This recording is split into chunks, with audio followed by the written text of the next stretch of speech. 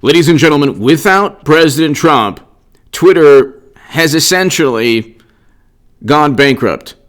It's losing money. It was losing money already. So Twitter posted a net loss of $8.4 million from a net profit of $191 million a year ago. They're done as a business long term. That's not hyperbole. They're losing money even before banning President Trump. Now you have a mass exodus of users from that platform. You have 74 million supporters who voted for President Trump. You have conservatives who have now stated, there's a whole lot of conservatives, journalists, pundits who are still on Twitter saying, oh my God, I've lost followers. It's because of the algorithm. It's because people want to leave.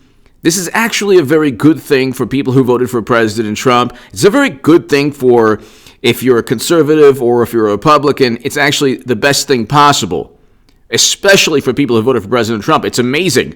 You should champion this. I don't have a Twitter account. So there's like this imbecile impersonating me who's wrong on pretty much everything. Like this hilarious buffoon impersonates me on Twitter. And it's so sad and pathetic because I'm not on Twitter. I haven't been on Twitter for 2 years. I told everyone to get off that platform. But you still have apoplectic, hysterical liberals, one of whom has an account trying to impersonate me. And he's breaking the law. There's numerous examples of this person breaking the law. That's why he hides under a fake profile. You have to understand the psychology and the mentality of the average, very sorry and pathetic, morally superior liberal. They don't have any arguments, so they have to hide behind, fake accounts and profiles to try to disparage others.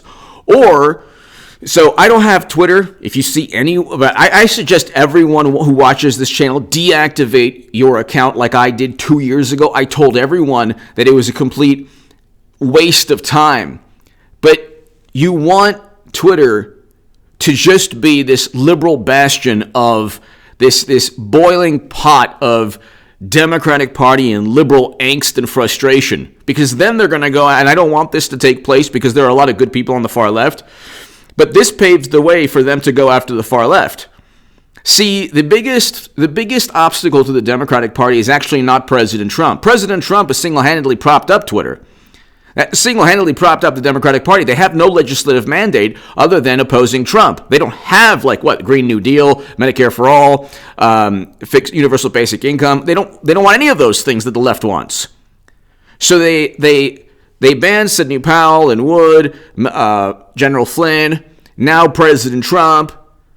Followers are leaving, so hit subscribe to this channel, ladies and gentlemen. I'm 2 years ahead of all of this. I've been telling you this. I don't have Facebook. I don't have Twitter.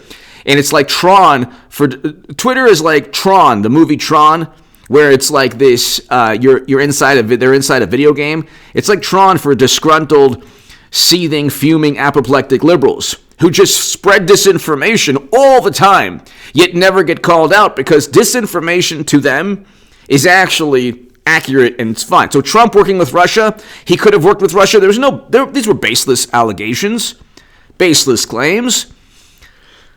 Never a disclaimer. Well, any words like from Maxine Waters telling her voters to actually confront and get in the faces of people. Never a disclaimer. And you see, from Andy No, Ian Miles Chong, Tim Pool, these are three brilliant journalists.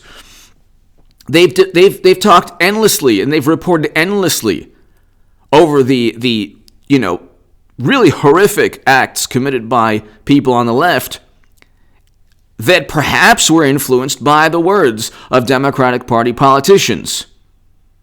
How many times has the Secret Service have to go to to investigate really horrible things said by someone in Hollywood? Madonna stated the most horrendous thing the day of the inauguration in 2017, January 20th, 2017. We can go on forever. I mean, the most egregious things have been said against President Trump. And I can't even use certain words, which is why I'm always all over the place. Because as I'm talking, I know there's an algorithm. If I say something, it's not a good, it's a big problem. That's why I'm in pristine standing with YouTube, because I always have, my YouTube representative says you're in great standing always, because you just always follow, but I follow the procedures and the protocols, because in my brain, I'm like, okay, I can't say this word, that word. There are words you can't say. But with Twitter, they just went outright banned President Trump and everyone else. It's a good thing. I'm trying to tell you, it's a very good thing. Getting back to Twitter, they're losing money. They have a whole lot of money. They have a whole lot of debt. They're losing money. It's a platform that is no longer going to be around in about 3 to 4 to 5 years. Twitter Inc. on Thursday reported its strongest user growth yet as a public company, but also swung to a loss for the first time in 2 years as advertisers tightened their budgets in response to, the San Francisco company says daily user base rose by 9% to 166 million in 3 months. Analysts polled, so Twitter posted a net loss of $8.4 million from a net profit of $191 a year ago. You don't lose everything because of the pandemic. They're blaming the pandemic. If anything, more people, so that's a bunch of nonsense. So with them banning Trump, they've actually banned the reason that people go to Twitter. People go to Twitter specifically to either like or dislike Trump, to show their support or their contempt for Trump. That's it. That's the only reason that platform exists. It's the only reason that platform exists. And I think that every Republican senator, I think Ted Cruz, Josh Hawley, I think these people are heroic. President Trump didn't incite or didn't compel or didn't tell anyone to do anything. That's why they're not going after him in a court of law, because they'd be laughed out of court. They're using this as a way to consolidate political influence and power. First going after President Trump. Who do you think's next? The next left-leaning activist that says this government or this, healthcare is a right, and if you don't, the next, really, provocative thing that's said on the left, you'll see the Democratic Party, if they view that person as a threat in any way, they will then silence and go after that person. Look, if you suppress thought, if you try to legislate or oversee or manage or censor thought, discussion, dialogue, emotions, you can't even be suspicious now. So what took place was President Trump made a great many allegations. It's now categorically all lies.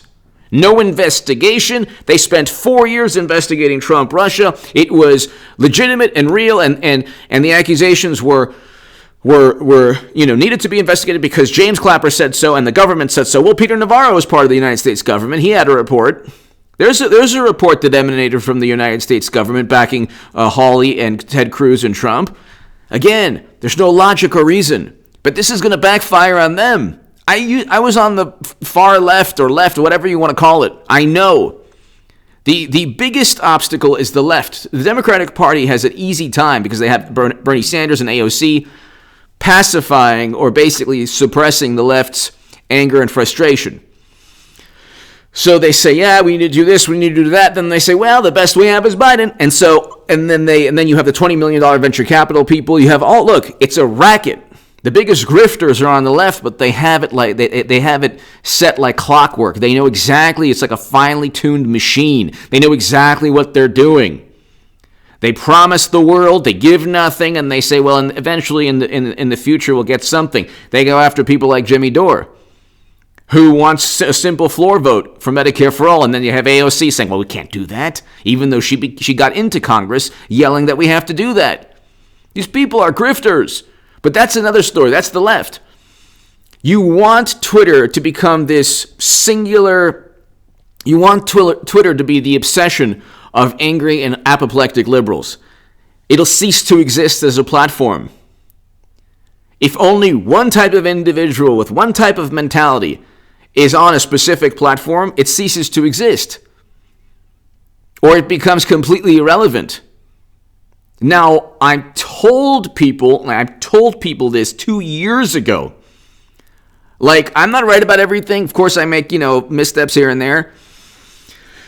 But I was right about deleting my Twitter account and telling people to get off social media and telling people to get off Twitter and Facebook. And I was right about telling people how dangerous the whole Q nonsense was. It was a message board hoax started by Democrats, almost certainly operatives. Because no message board hoax and, obvious deceitful manipulative grift could have been created by anyone other than somebody who wanted President Trump and his movement to hurt politically. So I mean, the only people who could have created that nonsense were people who wanted. I debated Jordan Sather. It's on my website on hagoodman.com. You can read my writing on The Hill, the Huffington Post, Salon, the Jerusalem Post. You can see my debates. One of which is up there with Jordan Sather. I exposed the nonsense in the end of 2018. So over 2 years ago. I told you it was a bad thing, a very dangerous thing. I told you this. I told you to get off Twitter and Facebook. Read your publications of the conservative publications that you like, whether it's the Daily Caller, the Federalist is fantastic, the Wall Street Journal, not really that conservative, or the National Review, whatever. Watch the channels that you like. Elevate the voices and the politicians that you don't have to go to a social media site. And with Trump not there, they're done. But you can look already. Their net loss was $8.4 million. You don't go from a profit of $191 million in 1 year to a loss in $8.4 million if you have a sound business that's going to survive for the long term. Okay? If anything, traffic increased because of the users. So traffic increased. They can't blame the pandemic. Advertisers tightened their budgets in response to the pandemic. No, advertisers looked and said, we don't need this platform. It doesn't have as much influence as we once thought. And it's basically like this cesspool, this cauldron of frustration and anxiety. And every single day, by the way, the only thing Democrats had were Trump's tweets. What are they going to have now? Banning Trump means banning Twitter, or at least means Twitter going bankrupt eventually. I mean, you have Twitter's debt. Okay, so here's Bazinga.com. Based on Twitter's balance sheet as of August 30th, 2020, the long-term debt is $3.43 billion, and current debt is $7.25 million. Okay, amounting to $3.43 billion in total debt. They have $3.43 billion in total debt, with a net loss of, what did I say? A net loss of $8.4 million. Trump has broken them. Look, what happened in D.C., I condemn. It didn't do any good. It led to the loss of 5 people, I believe. Especially one woman, and God bless her family, and it's just horrendous. And God bless the families of the people who lost their lives. It did not do anything. If anything, it gave an excuse for Democrats to continue their irrational, illogical way of thinking. Oh, Trump said this, therefore this and this happened. Whenever it was Clinton or anyone else, it was correlation. Correlation does not equal causation. With Trump, correlation always equals causation. But you're looking at a platform. This platform's not going to be around. It's going to be MySpace. So every single second people waste on there, which is hours a day, you have to ask yourself, how many hours a day is the average liberal on Twitter? I can tell you it's probably about 2 to 3 hours. Probably well over an hour. It's well over an hour. And at the end of the day, nobody's going to remember any of these tweets or profiles. It'll be like MySpace. It'll be like an America Online account from 20 years ago. Okay, you look at all these technology, Earthlink, remember Earthlink? DSL, remember DOS? You remember the Apple IIe? Okay, you're going to look back, and I remember the original Nintendo. If you remember the original Nintendo, tell me below in the comments section.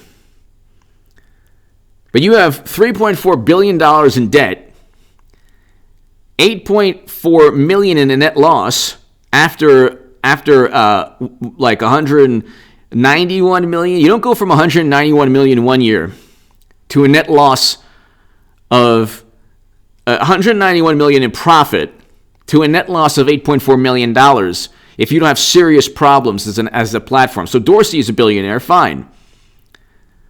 But he's a billionaire off, well, I mean, there have been lots of people who've made enormous sums of money on platforms or technologies that don't exist today. So I don't know but you see I think Facebook owns Instagram. So Facebook is going under too. I mean, they're not going to be around forever. They're probably going to be around a lot longer than Twitter. But these are investments that are the most horrible. If you own Twitter stock, you might as well be putting money in the fireplace or down the toilet.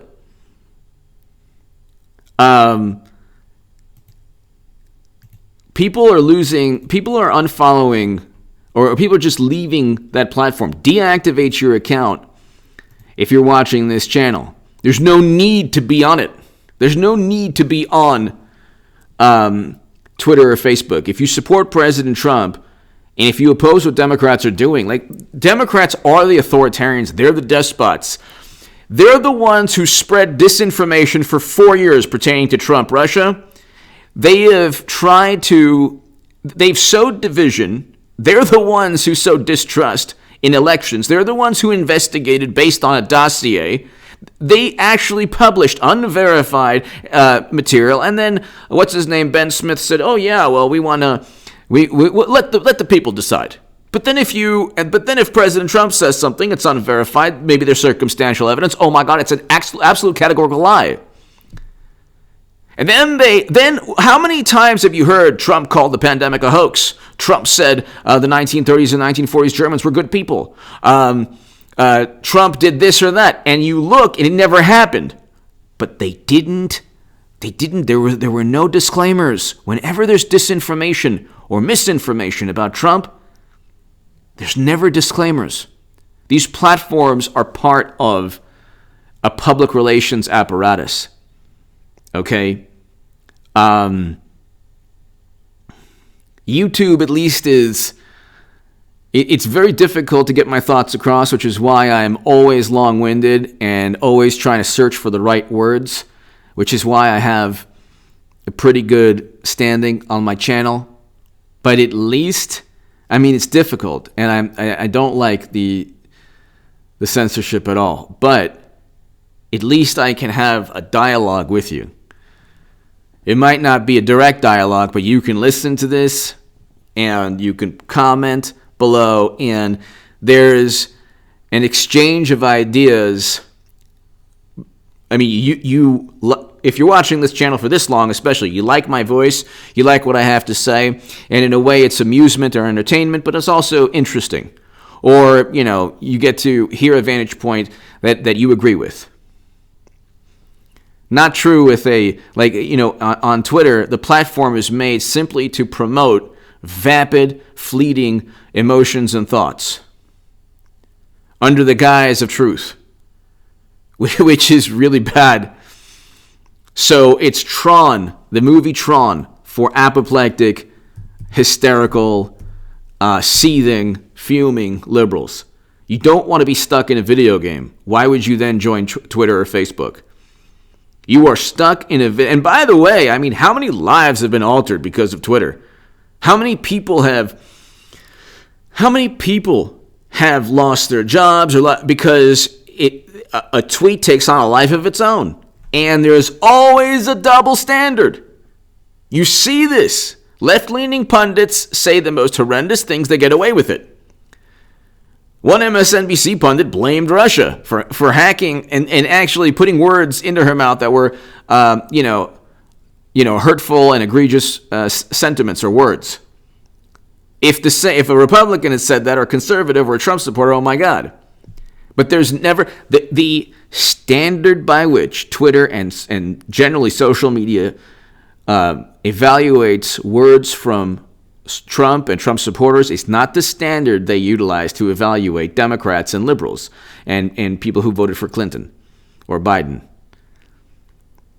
It is a complete double standard. And the people who are happy right now, they're the ones you have to ask yourself, who is enjoying this censorship under the guise of protecting lives, which is, we had $1 billion and over 19 lives lost from all the peaceful protests. They said nothing. In fact, if you even brought up $1 billion in property damage and insurance claims, it was, oh my God, well, you know what?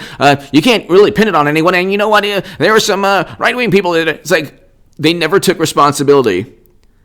And they had, police buildings set ablaze, weeks and months of the same clashes between police and protesters. And now you have, suddenly the left doesn't want to defund law enforcement. Suddenly the left loves law enforcement now. You see how duplicitous they are?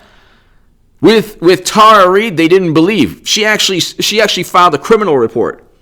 But with Kavanaugh, it's believe. And they also took over, they went into offices too with that whole thing, but that's another story. And then you have, last but not least, you have late night.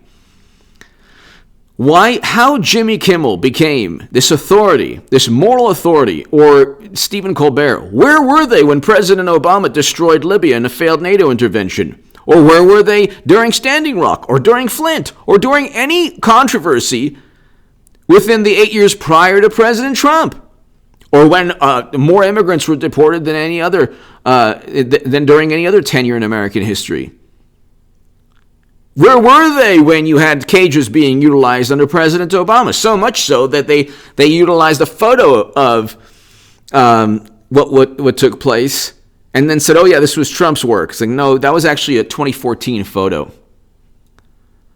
But you never get the duplicity and hypocrisy it's almost erased from history by political discourse.